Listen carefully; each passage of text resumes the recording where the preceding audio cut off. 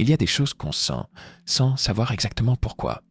Une impression, une attitude, un détail. Et parfois, face à une femme, une question flotte dans l'air. A-t-elle connu beaucoup d'hommes avant moi? Ce n'est pas une pensée malveillante, ni une accusation, juste une curiosité instinctive, humaine. Aujourd'hui, on va décoder ensemble 5 attitudes qui, souvent, ne trompent pas. Pas pour juger, pas pour classer, mais simplement pour comprendre. Parce que derrière chaque geste, chaque mot, chaque regard, il y a un vécu. Une aisance corporelle naturelle dès les premiers instants. Il y a des silences qui en disent assez long. Une pièce à peine éclairée.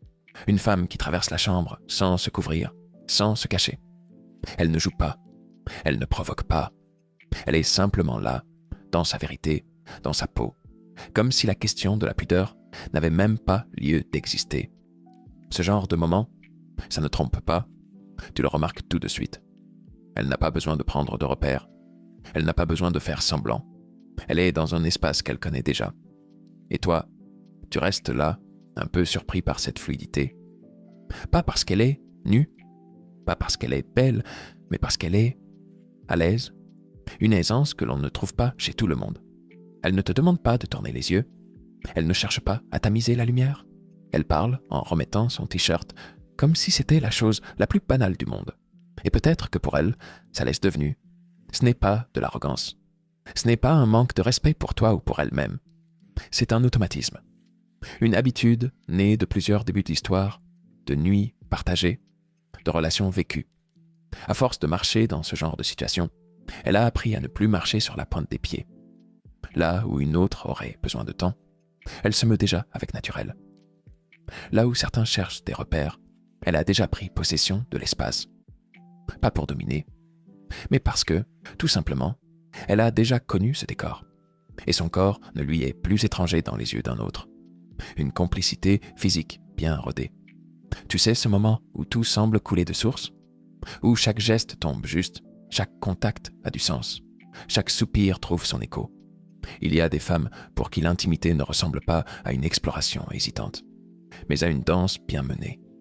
Elles n'ont pas besoin de consignes, pas besoin d'attendre que tu demandes. Elles sentent, elles devinent, elles prennent l'initiative au moment précis où tu allais la suggérer. Et là, tu te rends compte que ce n'est pas un hasard. Il y a un langage qui ne passe pas par les mots. C'est dans la manière dont elle t'effleure, dans la façon dont elle guide subtilement ton corps, dont elle adapte son souffle au tien. Elle ne cherche pas à impressionner. Elle ne simule rien. C'est juste fluide, comme si elle avait passé des années à comprendre ce qui fonctionne, ce qui s'accorde, ce qui électrise. Cette femme, c'est une mélodie déjà bien jouée, pas répétitive, pas monotone, mais maîtrisée, comme un chef d'orchestre qui n'a plus besoin de la partition pour sublimer une œuvre. Et toi, dans cette expérience, tu ressens que tu es en train de vivre quelque chose de rare, une intimité où personne ne tâtonne, où tout s'emboîte naturellement. Ce n'est pas une question d'amour ou de passion. C'est une question d'expérience. Elle ne découvre pas son propre corps avec toi. Elle l'habite pleinement. Elle l'exprime. Elle l'offre avec lucidité. Et ce qu'elle donne dans ce moment-là, ce n'est pas seulement du plaisir. C'est une version d'elle qui sait exactement ce qu'elle fait. Et pourquoi? Un corps qui a appris à s'adapter. Il y a des vérités que personne ne dit, mais que tout le monde ressent. Tu ne les entends pas, tu ne les vois pas, mais elles flottent dans l'air. Elles murmurent à travers les gestes, à travers les sensations que ton propre corps te renvoie. Tu es là, dans un moment d'intimité, et tu réalises qu'il y a une distance, une forme de flottement, une impression de décalage. Ce n'est pas une faille, ce n'est pas une faute, c'est simplement une empreinte laissée par le passé. Parce que le corps aussi a une mémoire. Il enregistre.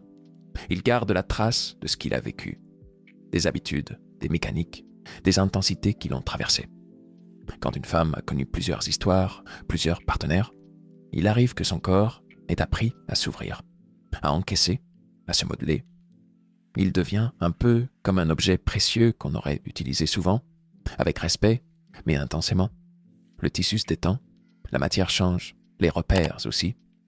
Et toi, sans même pouvoir l'expliquer, tu ressens que tu n'es peut-être pas le premier à traverser cette route. ce n'est ni bien ni mal. C'est comme un livre dont les pages ont été tournées plusieurs fois, mais qui n'a pas perdu son âme. Parfois, ce corps demande plus de temps pour vibrer. Parfois, il semble en attente de stimulation plus intense pour réagir comme il le faisait autrefois. Mais cela ne veut pas dire qu'il est usé. Cela veut dire qu'il a vécu.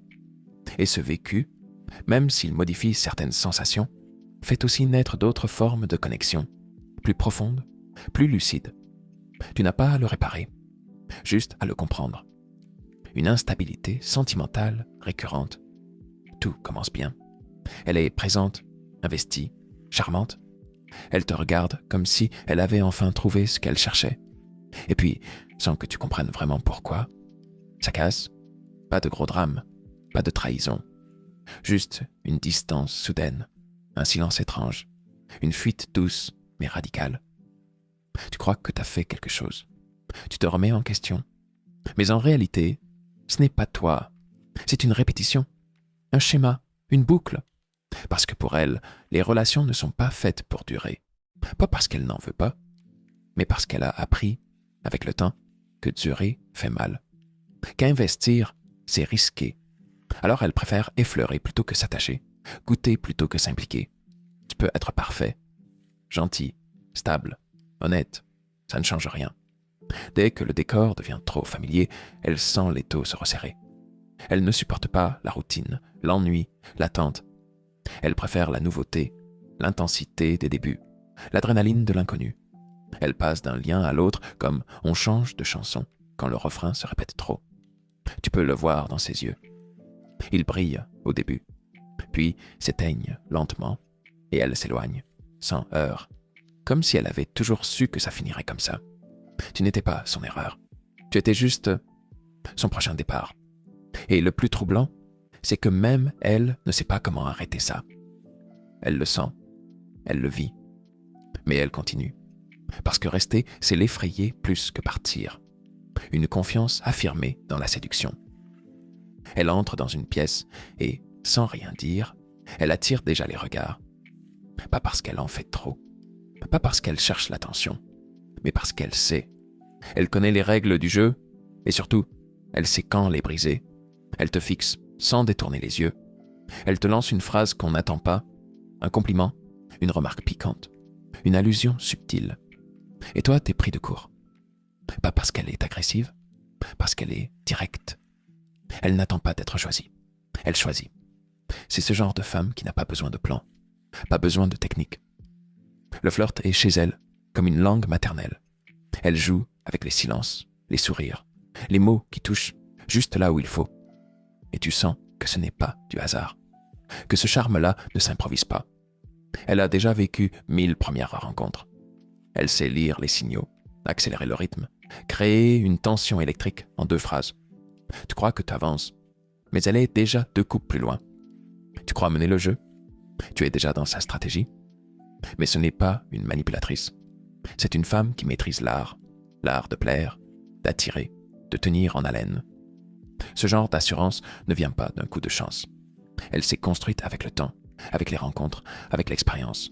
Et toi, dans cette danse, tu ne peux qu'admirer, parce qu'elle ne cherche pas à séduire. Elle séduit en étant elle-même. Et c'est là que réside tout son pouvoir.